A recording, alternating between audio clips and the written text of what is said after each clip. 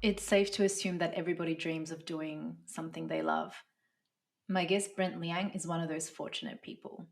At a relatively young age, he's already got 2 startups under his belt, visited many places across the globe, and has ticked a bucket list item, a handshake with the President of the United States. Currently, he is the co founder and an executive producer of The Quest with Justin Can. He creates content with Justin, a co founder of Twitch, and their incredible team.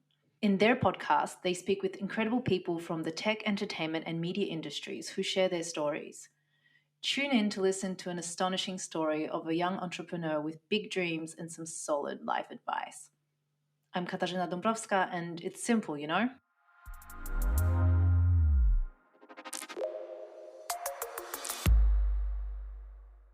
Joining me today is Brent Liang, who's the co-founder and executive producer of The Quest with Justin Can. How are you today, Brent? Hello, I'm great.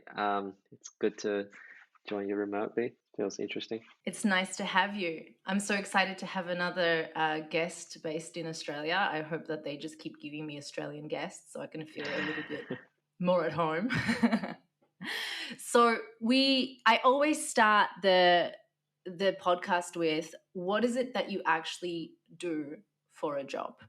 Yeah, so I think I'm one of those really fortunate people where my job is literally working on things that I'm really interested in. On a daily basis, what I do is I work with a team in Australia to make content, with Justin Cotton, who is the co-founder of Twitch.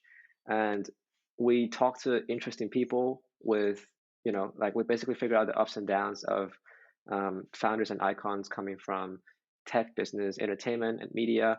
And then, we just help them tell their story. We would get on a podcast with them, record the whole thing, spend hours and hours editing the material, basically push it out on all podcasting platforms. And we wanted to do a really good job in terms of telling that story and just making sure that people are actually understanding the little twists and turns that those founders and icons go through to get to where they are. Okay, I haven't actually listened to the podcast just yet. I really want You're to missing do out. that. I know. It's just, how many podcasts I have to listen to? It's so many. But it's Yeah. definitely on my list. And if you were to recommend, like, the favorite one that you've done so far that just blew you out of the water, which one would it be? Oh, that would be the episode that we dropped, I think, 2 weeks ago. It's the one with Gary Tan, who's an Mm-hmm. engineer, investor, entrepreneur, and YouTuber, actually. And he's actually one of the inspirations for Justin Khan to start his own YouTube channel. And I think it's by Mm-hmm. far the best episode that we've got. It's the highest lessons that we've registered on our platform. And I think the level of depth and vulnerability that's in that episode is just so inspiring to people. Like for me, like I've listened to that episode probably like a total of 8 or 9 times front to back, and it's Wow. taught me so many things. And even when we meet as a team, at the Quest HQ, we would talk about the lessons that we've learned from the episode. Wow. So I think it's a really great, like you wouldn't regret the 48.551 minutes that you will be spending on that episode. Okay, I will definitely listen to it. Okay, you said that you listened to it 8 times. Is that because of choice, or is it because you had to edit it and listen to it while editing? It's because our production isn't super optimized. So like, I think it could probably be done a lot faster if we have all of our workflows like done properly. But I listened to Mm-hmm. it 8 times because we wanted to push it onto YouTube as well. I mean, this is something that Okay. you guys probably looked into, in terms of podcasting. But there's like editing for the audio version, and then for the YouTube, like the Mm-hmm. more uncut version, and then the transcript, Yeah. and then the clips. So yeah, I don't regret any minute of it. But I think we should probably optimize it a bit more as we go. What is the usual process for you guys and how to do the podcast? Yeah, so we would like obviously we would schedule a guest, get the recording done, and there's a ton of platforms out there. There's like technical issues with a lot of them, Mm-hmm. but Yeah. right now we're using Zoom with asking both parties to like record locally on their computers, and then we will basically get Wow. Okay. multi-track audio files and then combine that with like the video that we're able to get from Zoom. And then we put everything to this into the software called Descript, which is pretty interesting. It basically links all of the text from the transcripts into video, so you can basically edit the text and it cuts the video stuff out. So Okay. we would use that, and then my production lead takes care of whatever happens next. Like, we would put the final episode out, get it into a I think it was Fruity Loops FL Studio, and then to basically equalize the sound, get everything into like a ready to be published, and then we would push that out and then launch the video episode on YouTube, and then cut all of the clips out, put them on YouTube, and also put them on socials as well. Okay, so that's a lot of work. it's it's um it's good because it's like you're making one podcast, right? But then you're able to actually derive, you can realize a lot of value by making them into like bits and pieces. Like, you're leaving Mm-hmm. breadcrumbs all over if you're able to do this Yeah, in a really great way. And like, a lot of times clips get much more views than many that's more views true. than the natural podcast. And like, it's a really good way to, like, you can think of them as like magnets, right? Like, they're out there, they're attracting Mm-hmm. views, and like, the funnel the listeners into your main episode. And it's also a really good way to experiment with things. Like, you can change the thumbnail, you can change the tags, and like the categories for those clips. Like, you can have one core podcast episode in like sports, but if someone talks about their interaction with like their kids, like, that can go under a family category for one of the clips. So it's a really good Mm-hmm. way for you to go into like all different kinds of audience segments, if that makes sense. Yeah, totally. Like I've been seeing this recently on Instagram. I think Russell Brand is doing this a lot, where he's Mm. just giving these little clips of the podcast. And unfortunately, where I am right now, I can't even listen to his podcast because it's not available yet in the area that I am. Oh, So that's a that's a little shame. bit bummy, yeah. But the stuff that I can see is the actual clips. So it's like once it comes out, I actually will listen to it. So this completely confirms what you're saying, basically. Yeah, 100%. So as you were talking about recording things on Zoom locally, I thought to myself, like, most of my guests are super smart. Actually, I think all of my guests are super smart, and I'm sure all of your guests are super smart. But for me, it's giving them a lot of responsibility recording on their end. Are you guys ever worried that it's gonna, that they're not recording on their end, or something's gonna go wrong and the whole hour will be, down the drain? Yeah, I mean, it's one of the things, right? It's like, whenever you do remote recording, it's either you take like risk A or like risk B, right? Like, we used to Mm-hmm. use Zencaster, Squadcast, Riverside as well, and it's like, nothing is like perfect. Nothing really Yeah. guarantees you that the browser or like whatever is happening on the guest side won't screw things up. Like, we used to have like Zencaster basically having the whole video like glitched out, and then we didn't find out about Mm, that after the whole thing was done. Like, it was basically unusable. right. And we had Squawkcast losing like a big portion of the recording. We had Riverside basically not allowing the guest to even record.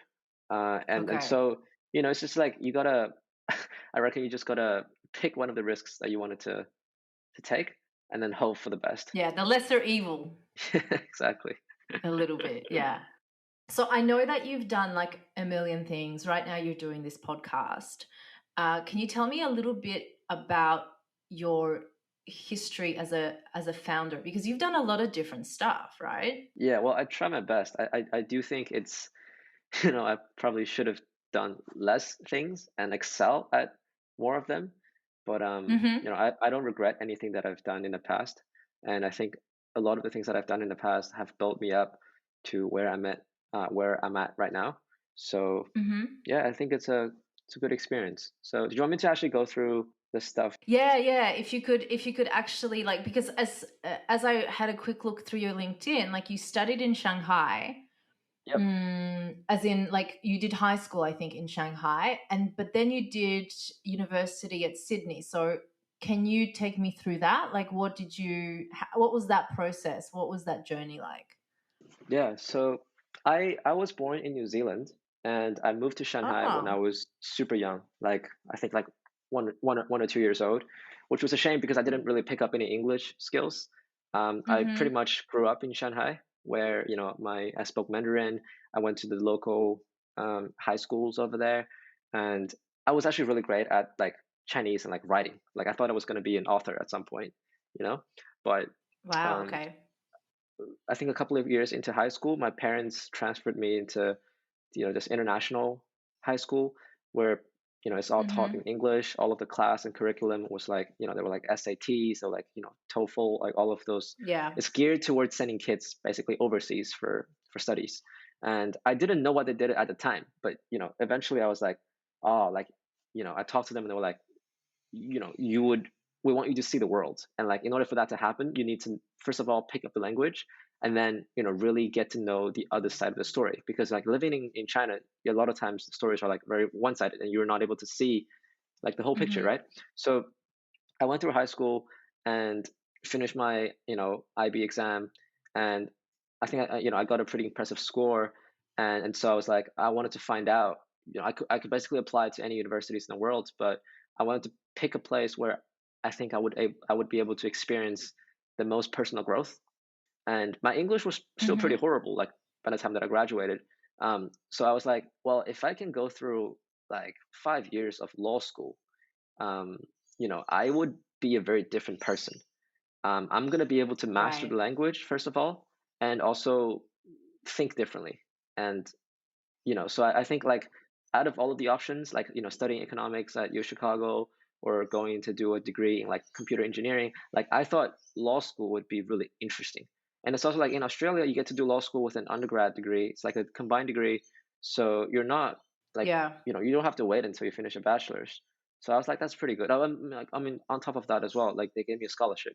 So I thought, I'm Kiwi, Right. going to Australia. It's Why not? much more economical option, and it's law school, so it's pretty cool. And let's just see how it goes. So that's how it happened.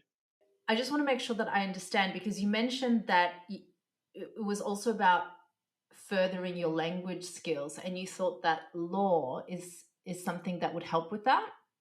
Yeah. Is it because lawyers talk a good game? Well, if you look at lawyers, like I thought, when you become a lawyer, when you study law, you have to basically argue your case in the court. And like to me, Yeah, that's that's like the exactly. pinnacle. Yeah, that's like the pinnacle of being able to speak a language and like weaponize it in a way, you know? Yeah. Yeah, absolutely. I did a couple of subjects of law when I studied in Melbourne, and I actually kind of regret that it's something I didn't pursue further because it was fascinating for me. Yeah, So well, I'm low key jealous, low key jealous of what you're doing. Uh, and then what happened? Like, what were you doing at? Because I understand that you were doing uni for the last 5 years, but you were also building companies and doing all kinds of exciting things. Can you take me through some of that? yes. Like So maybe the first, maybe tell me about the first startup you founded. for sure. Yeah. So I think it was the first or second year of law school. I kind of want to, I thought it was pretty interesting, but I wanted to do something outside of law just to see if I can, I think I just wanted to do really fun stuff. And it was hard Mm-hmm. to start a company on my own. So I actually enrolled in this program called Law Without Walls. And, they basically flew me to Switzerland, where I got to meet two other law students actually from Harvard University and the Witwatersrand University from South Africa.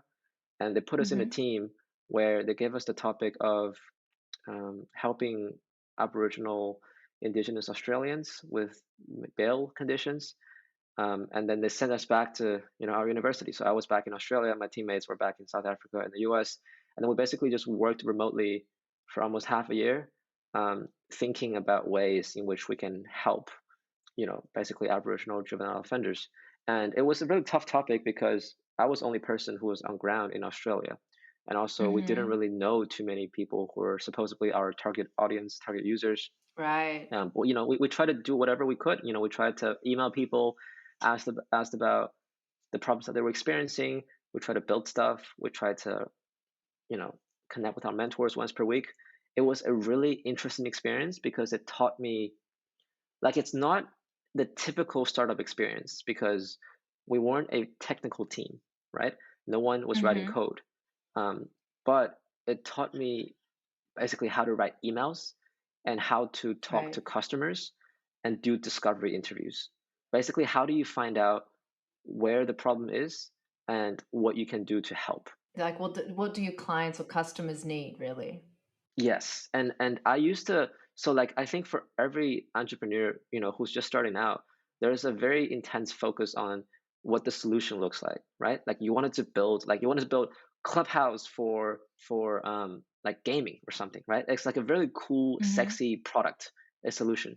But then like the hard part is like, how do you make sure that it's the solution?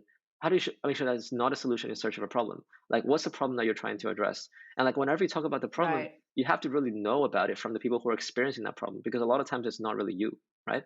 So like that process of finding people and then talking to them and also asking the right questions to get to know what's actually happening, it's like it's an art. And there are people in like Yeah. corporate who do this stuff for like 20 plus years for their living, and it's all about just asking, framing Yeah. everything in the right way to get to the right data point that you want. So like that was the biggest training from my first startup. Eventually, like after a year and stuff, we shut down because we run into really big stakeholder mismanagement issues. We were miscommunicating, and it led to a lot of misunderstandings, which was it was unfortunate. And we shut it down. But that was like the biggest learning and the takeaway that I had from that first startup. And what was the actual purpose of this startup? Yeah. So the purpose, what we wanted to do was basically recommunicating um, bail conditions and turning a lot of the legal jargons into something that's like basically Mm-hmm. illustrated, a lot easier to understand Right. for Aboriginal juvenile offenders when they first basically when they make a mistake and they go into bail. A lot of times they don't have that support network that's valuable at the time, and like there's like a critical gap period where they're just like nothing. And we want to basically be there and be like, okay, here's what options you have, here's what you need to do, Right. and here's how you can basically ask for help. Um, yeah, like that was actually the goal for the whole product. Like, it wasn't even an app; it was just like an illustrated bail condition sheet. So I grew up in Melbourne, and I remember how few Aboriginal people you actually see, out and about. So, and I know that in Sydney it's a little different, but it's still similar. The further north you get, the more contact you have with Indigenous Australians. And so my question is how did you finally get in touch with them? It was a really it was a really tough process. I didn't have any friends who were indigenous, so I had to do a lot of cold reaching out to people who, lawyers, agencies who work with those, indigenous Australians. And yeah, it was one of the reasons why I think ultimately startup failed, because our feedback loop was way too long and we have to rely a lot on, I guess, like external personnels to really get in Mm-hmm. touch with people who are going to use our product. But yeah, like I just did a lot of cold reaching out, prospecting people who work with them, sending cold emails to agencies, youth organizations, all that. And were you at any point met with like suspicion? Yeah, yeah, massively. I mean, I it's something that I think I've learned to deal with a lot better later on. When it comes to other projects and startups. But yeah, like as I guess as someone who was new to Australia, who's obviously Asian, Mm-hmm. and who's seen as an outsider, I did meet a lot of success. I did meet with a lot of suspicion when I tried to probe deeper into what the core problem is, because I think there's a lot of white guilt in this area, Yeah. um, and I guess it's quite tough to really understand this whole problem when I think I'm just like an outsider all the time. That's how I felt. Yeah, yeah. And I mean it's systematic. It's a pretty big thing to try and tackle no matter who you are, I think. Yeah. Yeah, wow. So that folded and you're still at university. And so what's the next thing that you jump into? Yeah, so what I did was, after the first startup went belly up, my co-founder basically said, Brent, the best revenge is success. There are Mm-hmm. people who kind of wanted to see me fail, which was unpleasant, but I wanted to sort of prove a point. And I think it was healthy to me at that stage where I really wanted to just build another thing and like make it go big and Mm-hmm. do everything properly, and really create a positive change in society. So what happened was I met someone at the university who was from Myanmar, and I basically took a bet and I went to the country without really knowing the language or anything. And, we built a social enterprise in Myanmar, teaching, Wow. making soft skill courses led by influencers. And we basically put all of the courses onto a Facebook page and we monetized directly from that platform. And we got to 30K MRR. and basically $1 million, as an annual revenue in I think a year and a half, and that was it. That was a really interesting journey because I did work with famous people, and it felt really Mm-hmm. interesting. Um, it felt quite new to me as well, and it's also in like a different continent. I mean, like it's in a different country, so there's a lot of cultural Mm-hmm. learnings for me there too. Right. Soft skills encompass like so many things. So when you talk about soft skills in this context, what kind of things are we talking about? So like anything that goes from communication to business skills to language skills to like how do you work on your confidence in a workplace environment to like dealing with discrimination, it's all that. And we just really wanted to make the courses that are useful, for Mm-hmm. a Burmese audience, because I think there's a lot of like my Right. co-founder, who's an influencer, she would make live videos to talk about some of those issues. We would basically pick the ones that are resonating with our audience the most and make them into like full proper courses. Right. Okay. And what would do you remember what like the top, I don't know, the top three that were like the most popular? What did people want to learn? Yeah, so it's funny because the top three are just like soft skill, like it's a whole course called soft skills. And there's also something called, I think we had a course called Better Life Project, Mm-hmm. where it was just all about tips and practices that you can implement in your daily life to live a better life and to feel better about yourself. So that includes like gratitude journaling, that Right. includes working on proper ways of communication and learning like what the love languages are when it Right. comes to interacting with your partner, interacting with your parents, all of that. Is there anything from those courses that you learned that blew your mind that you implemented into your life? Yeah, for sure. Like everything, all of this. I felt lucky to be the person, who I guess oversaw the curriculum in a way, because a lot of the things that we put in as our topics, those are really incredible life learnings. For me, it's directly transformed my relationship with people in my life, going from co-founders to partners to my parents, and it's also massively changed my outlook on my career and what I really want to do like in this life, so I do think those courses are a very integral part of like my value system. Mm-hmm. And like I said before, I got into this whole startup, my second startup, it was some of it was like trying to prove a point, right? But like I guess after we've got to this place where I guess we're pretty big, and I felt like I've already proven my point. It's like, okay, like that wasn't the right mindset to actually have, and those courses, like those learnings in a way, were something that really got me there. And after like when I moved on from my second venture, it was like, when you build something, it's you're building to solve a problem, and that's it. There shouldn't be any ego in it. There shouldn't be any exterior motive in it, because that's ultimately going to show up in one way or another, if Mm, you're one of the founders, and it's just not healthy for everyone who's involved. right. As you're speaking, I can hear like that there's been this underlying thing about self improvement from like quite the beginning of your journey. What was that spark? Because like I remember for me when that happened, when I had that spark of like, oh right, self improvement and doing good things for yourself and all of that stuff. When did it happen to you? What was your first contact with something like this? Yeah, well, that's a good question. I think I truly realized, like, it's probably when I was building my first startup. There was one point where I hit a hard stop. I was burning out because I was handling, basically replying too many emails, and I was thinking too much about what I should write in each email as well. Mm-hmm. And things weren't moving. I feel like I was prioritizing the wrong thing, and I felt like I didn't really have a tight hold on the team, and I didn't know what everyone is up to. So I ended up micromanaging a lot of stuff. And it was when I felt physically and Right. mentally frustrated, and like to a point where I was like, well, I just like I can't do anything today. I just want to sleep, because otherwise I'm gonna go crazy.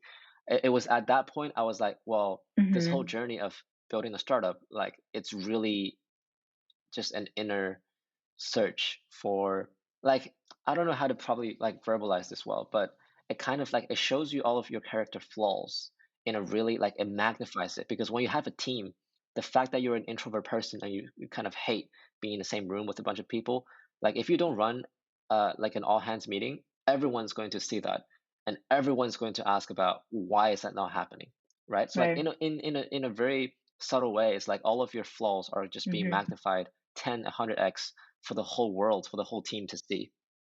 And I realized that, Because they reflect all of that.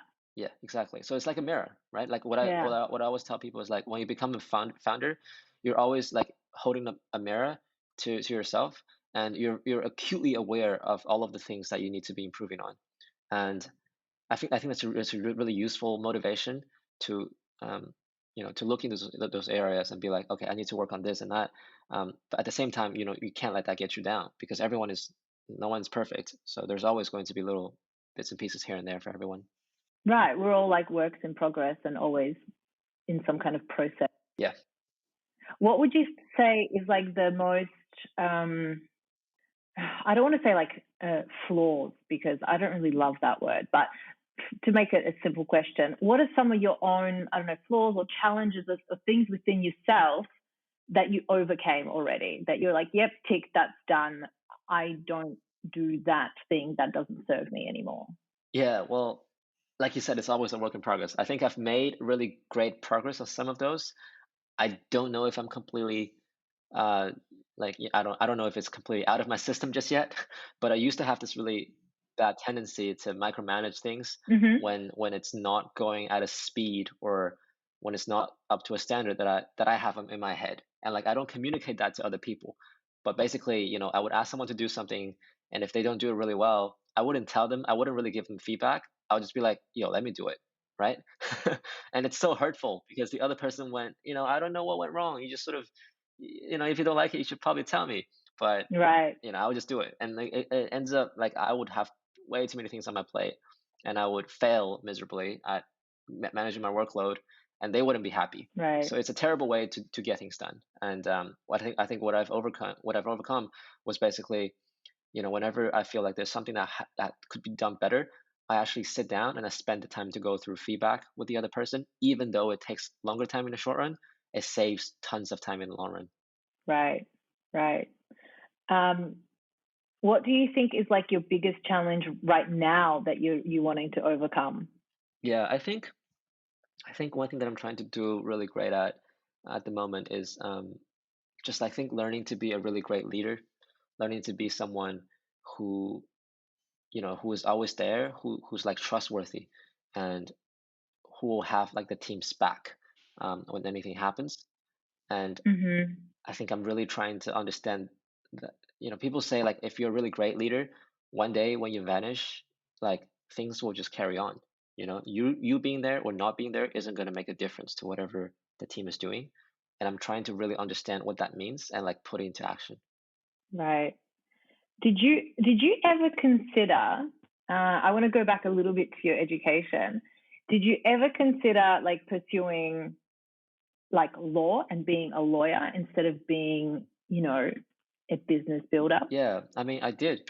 And it was a really real option. It was a super real option for years, probably up until the past 2 years. Like I've always thought about, this whole startup thing. It's like I just wanted to see how far I can go. But at the end of the day, I'm probably still gonna finish my degree, get a job, and be a lawyer.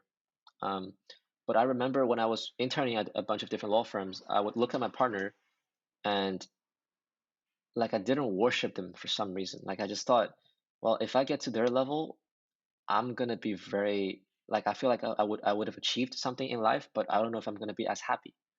And I think that's the point where I was like, maybe there are other options outside of law where it's gonna give me the same level of achievement, but also make me happier when I'm actually there. So that's the reason why I think I picked a bunch of stuff that I'm actually interested in doing over pursuing law. How do you manage to study law? I just had this aha moment. Like, how on earth do you do this time wise? Like, you study law and you're doing uh, all these other things. You're doing the podcast, and I'm sure you have a million other things you're doing. Like, how do you actually manage your time? Yeah, it's tough, right? Like I don't think Like, do it's you sleep? What? I do. This is such a painful question to be honest with you because it's like I'm there's sorry. there's a no, like it's people always ask me that question.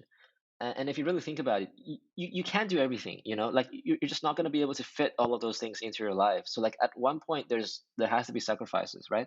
And like what I told myself, like the best that I can do is to make my sacrifices and not feel too bad about them. So like I would skip on lectures and then not try to blame myself for it. Right. I would get like distinction. I would get like credit on exams where I knew I would be able to get distinction if I just put a tiny bit more energy and time on reviewing. But I try not to blame myself Right. for it because I was like, it's just a trade-off. Like you've made the trade-off, it is what it is. Oh yeah. It's just business. So I think that's what I've excelled at, just if if something has a higher ROI, then I'll just prioritize it and get rid of the other stuff, Mhm. and then like relentlessly tell myself, don't feel bad for it. Don't feel bad for it. Like that's just what it happens. I prioritize sleep, so don't worry. Like I sleep and I try to rest and I try to go to gym and all that. Right. Well, that's good. I just wanted to say that I love what you said, that it's just business about uni. Like it's such a unique way to think about it, that yeah, it is a trade-off and there are certain things we have to give up, and you do have to think about sometimes what's more worth it. Yes, And the whole thing of like not beating yourself up about it and forgiving yourself, because I think that's such a killer for people in general. It doesn't matter what you're doing. If you're a student, if you're a business person, if you're a mother, it doesn't matter. The beating ourselves up about certain things is that's the actual killer, I think. exactly.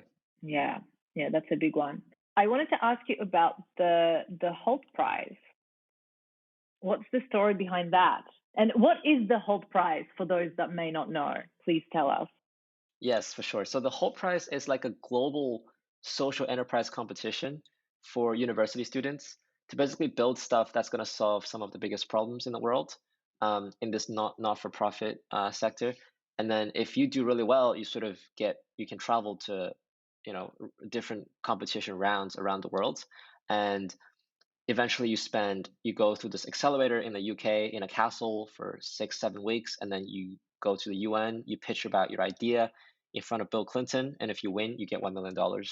So Wow. it's like Shark Tank, like a global version of Shark Tank with young people, and like the end goal being getting like a $1 million cash prize, with Bill Clinton and like with the UN folks and stuff. Okay.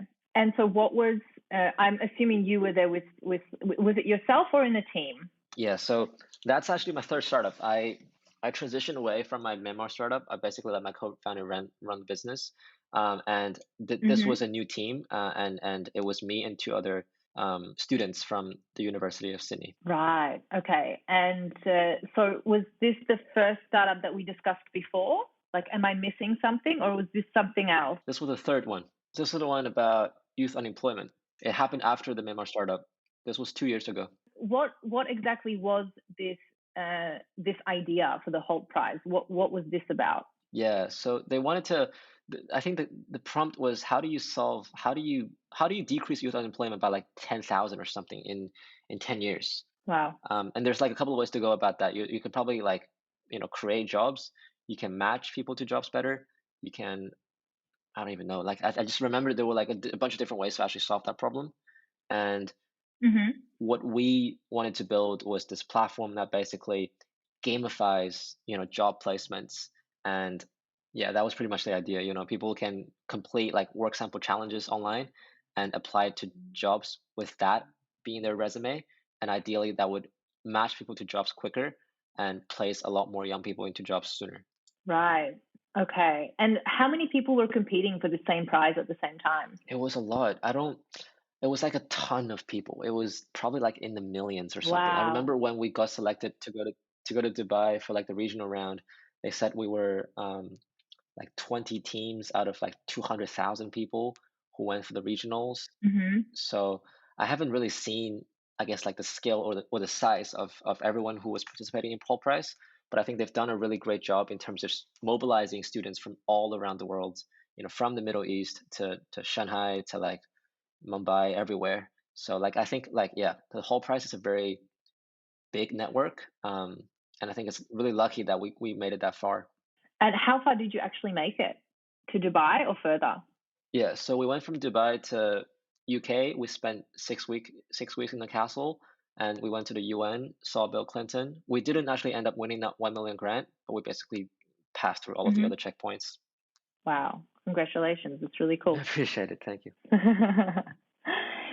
So, so you've had all this experience and you've done all these things, and now you're doing the podcast, The Quest. How did you end up doing that? What was the story of how you actually ended up working on that podcast? Yeah, so I was in the Discord channel called Gen Z Mafia, and it's basically a bunch of young people. I love that, Gen Z Mafia. Yeah, I love that. it's a real mafia, it's a bunch of Gen Z folks basically just building their own things. And I love the Discord channel. I was on there every day. And one day, this guy Justin, he sent a message in hiring, and he wanted to get someone to help him with podcasts and a bunch of other media stuff. So I was like, well, this could be a really good part-time job for me, right? So I DM'd him, replied, and then we basically just got onto a call, and I sort of pitched my vision for the Quest, and we really clicked. And so yeah, it just went on from there. We talked to each other, we sort of set up all the accounts, and I started to take over more of the work streams for the podcast, and eventually grew a team around that. And now it's just optimizing workflows, and yeah. Cool. I think a lot about Gen Z recently because I'm a millennial, and I just kind of feel like, I don't know if you feel the same thing, but because a lot of people say, like, some people say some negative things about Gen Z, but I kind of feel like you guys are going to save the planet. I don't think I'm Gen Z. I think I'm like at the tail end of Gen Z. I'm probably like a millennial. How old are you? I'm 23. What year were you born? I don't want to do the math. 90, like 98, I think. 97, but like September, 97. around October. So you're like an older Gen Z, but you're still Gen Z. You're not a millennial. Millennial is cut off at 95. Sorry, you're not in the club, but you're in the other club, and I think that other club is kind of cool too, because like I really see the different mentality. Because like I have some friends. It's crazy to say because I'm 36, but I have some friends who are 17 years old and 18 years old, and not that many, but I have them, and they're completely different people. The way that they think about the world and business and being in the world is just different. I don't know if you kind of feel the same thing. Maybe you don't see it because you are Gen Z, so for you it's just normal. What do you think is something that's different in terms of how to think about stuff? Ooh, that's a hard question because it's more like a feeling that I have. I haven't yet had to articulate this before, so I don't even know how to go about it, but it's just their perspective on the world, how they see it. They just get stuff in a way that I feel had to be explained to me. Whether it's about the environment or about business or about school or about the internet or whatever, they just seem to get things more intuitively without needing it to be explained to them than, for example, myself or people older than me. There's just something, I don't know. Like I said, I haven't really had to articulate it before, so it's something I won't have to meditate on. Okay. But it's just a different way of being in the world, I feel. Yeah, I mean, I think I'm on the same page with what you're talking about. But I think Gen Z people typically actually don't think about that too much. I think they're really, what I like about Gen Z folks in general is that they just do things. Like people build stuff and they just launch, like they ship product without giving it too much of a think. Like, yeah, I think the build to launch speed is quicker. That's kind of what I mean. Like, that's kind of what I mean. They're just kind of, there's this level of maybe fearlessness. Mm-hmm. They just don't seem to have the same, like, programming. Like millennials, we tend to have all this programming that is like holding a lot of us back, I feel. Yeah. While Gen Z doesn't seem to have that. You guys just go off and do shit. And I'm like, what? Like, I could have done that, but I didn't, because of some like beliefs that are holding you back, like it's not fair. Yeah. So that's kind of a big part of it that I think. No, for sure. I'm a big believer in the human potential of Gen Z folks. So, we'll see. Yeah. Let's keep our fingers crossed. So we're kind of running out of time, but I definitely want to ask you my two final questions. So, well, actually, maybe I'm going to ask you just the one because, fuck it, I'm going to do the two. I don't know why I'm arguing with myself. So, I don't know why I'm doing that. So the first one is, what advice would you give to young people who, and this is why I was kind of arguing with myself about the question, because the question that I always ask is, what advice would you give to young people dreaming of a kind of career that you've had, but you do so many different things? Yeah. So I don't know how to phrase that question. So can you phrase it in your own head and then answer it? That would be great. Thanks.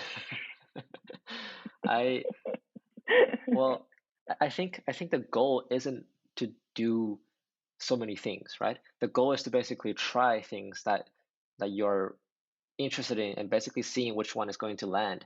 Because if you're lucky enough to find out what you actually love doing at the age of 21, 22, then it's great. People spend 40 years finding out about that kind of stuff. So I think it should be more like it shouldn't be a metric to it. Like founding 3 startups in the last couple of years, that's not a badge of honor that I wear. I kind of wish that I spent more time on maybe like one startup and grew it to a point beyond Series A, Series B. That's how I can probably learn much more as an operator. Instead of like just jumping between things and failing startups when it's super early. But then there's also like the good part about that, which is I got to experience many more sectors than I would normally, I guess, see if I just do one startup. So I reckon my best advice for young people, like if they're just starting out from college, university, and want to get into this whole world of what I call like the passion economy, like just doing things that you're really passionate about, including building a startup, it would be just take whatever opportunity that you have and give it a try. But like once it seems like it's getting into a place where you have to really grind to make it work, and you don't really see, like, your heart will tell you if it's worth it or not. Once it gets to that point, like try something else. Like you don't have to stick with one thing forever. But like it's a tricky balance because you don't want to be too fickle. Like if a startup gets tough, you don't want to just like quit because it's getting tough, right? But I think at one point, like what I wish I'd done sooner is like when my first startup wasn't working out, I should have just quit earlier. I should have just went on to my second one much faster. Yeah, so I think like that's the first thing. And it's kind of contradictory to what I was saying earlier about hopping between too many different things. So I'm gonna caveat that by saying that when you do want to get into like a new thing, just make sure that you're doing it out of genuine like interest to know what's going on, and don't do it because you wanted to prove a point.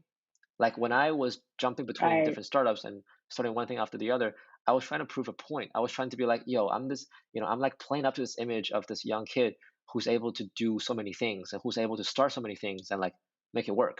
That wasn't the right mentality, and that directly contributed to how a lot of the startups weren't operated properly, right? So it's like if you can just get into it with the mindset of learning and figuring out if it's something that you actually want to do for the rest of your life, then I think it's a really healthy attitude.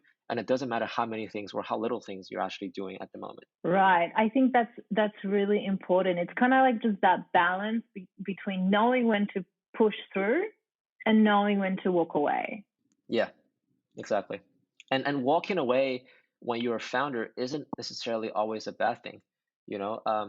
Right. I think we perpetuate this image of like, as a scrappy and like really gritty founder, you have to really make it work through, like all the way through to the end. Otherwise, you're not here for the, like, startups are always going to be tough. Like you wanted to prove to people that you can go through the tough times. But it's like if you just really don't have product market fit, it's not really worth the grind. And like at one point, you will kind of know, like like the tractions will kind of tell you. So I think it's there's no shame in walking away, especially when you're super young. You should probably be trying a bunch of different things so that later it becomes much easier for you to tell when the hard times are just like a temporary thing, or if it just means the product isn't going to work. Totally. Like I really feel that. Like I've done a million things in my life, and like probably by the generations above me or that of my parents would consider that like a failure because I did a year doing this and a year doing that. Yep. But I really see now with with the time. And I did kind of feel during that time a little bit like I'm failing, like I'm not doing what I should be doing because I'm, sticking maybe with one thing for a year, with another for 3. But when I look back at it now, that's the best thing I could have done, because it gave me this complete plethora of experience that allows me to do so many things now, that if I just stuck with one thing, like I wouldn't be doing this, for example. Like we would not be having this conversation. Yeah, and I'm really glad that it happened. I'm glad that you did all of those things that you did. Right? Yeah. It's really cool. So last question, my favorite one is, what advice would you give to your younger self? Which I know it's funny because you're still pretty young, but like, what is that? I think it would be just like you can move through life with much less anxiety, knowing that things are always going to be okay. Like I think Wow. I used to be very stressed about if I don't, if I don't get this, like how are my parents gonna look at me? Or how am I gonna show up, to my peers? What are they gonna say? If I take a lot of time off, working on my own projects and not seeing my friends for a while, I wonder about if this doesn't work well, when I see them again, when we go out for dinner again, when they ask about it, like, what am I gonna tell them, right? And like, there's a lot of anxiety Right. about okay, if this doesn't work, like, how would they say and how would that make me feel? And I think a lot of that is super like it's really dumb, because the thing about parents, for example, is you kind of realize as you grow up, like, it doesn't matter what you do, they're not going to treat you any different, right? Like, you can fail at life Right. and you can win this, like, you Right. can win Oscars, and like eventually if they're mad at you, they're still going to be mad at you. If they love you, they will still Right. love you. Like, it doesn't make any difference, literally, like what you do. So Mm-hmm. that, and like friends, it's like maybe people act different, but like you don't have to care about that. It's like you get to Right. choose how much you actually care about people that are, in your network. And for the people who are truly, your friends, they care much more about how you are doing rather than what you've achieved. So it like, I felt like, if I get to tell myself, like the younger version of myself, what's actually important, it would just be like making sure that you're doing okay, that you're feeling happy and fulfilled working on the things that you're working on right now, and you're taking, I guess, like risks to figure out what the next thing would be. And literally just not having any of your brain, like the space in your brain being occupied by noises, which is other people slash your parents slash all of those anxieties about what's going to happen if X or Y does or doesn't happen. Right. Does that make sense? Totally. I feel seen. I feel seen. I really do. Great. It is valid for a lot of people. I haven't done this before, but I want to throw in a last question. Do it. What are you reading right now? A book. What are you reading right now? Or what is a book that you would recommend? Yeah, no, that's a good question. I should be reading a lot more, I think, now. Yes, you should. Thanks for being a reminder. Find the time. Find the time. Yeah, I'm actually reading. So I'm reading 3 books at the moment, and I try to finish like the shorter one first. I'm reading a non a.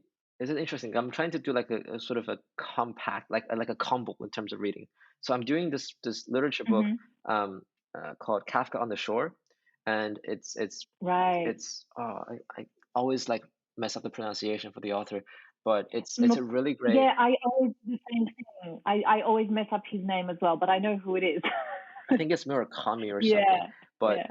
um, it's a really interesting book, and I'm trying to really understand the message behind it, and I'm coupling that with also reading this nonfiction book called How to Win Friends and Influence People Great book. by Daryl Carnegie, Yeah. and it's shorter, so I'm trying to finish that book first, and I'm coupling those two with reading the Bible as well, which is something that I've been Wow. wanting to get into since like 14, but I've never really given it a proper read.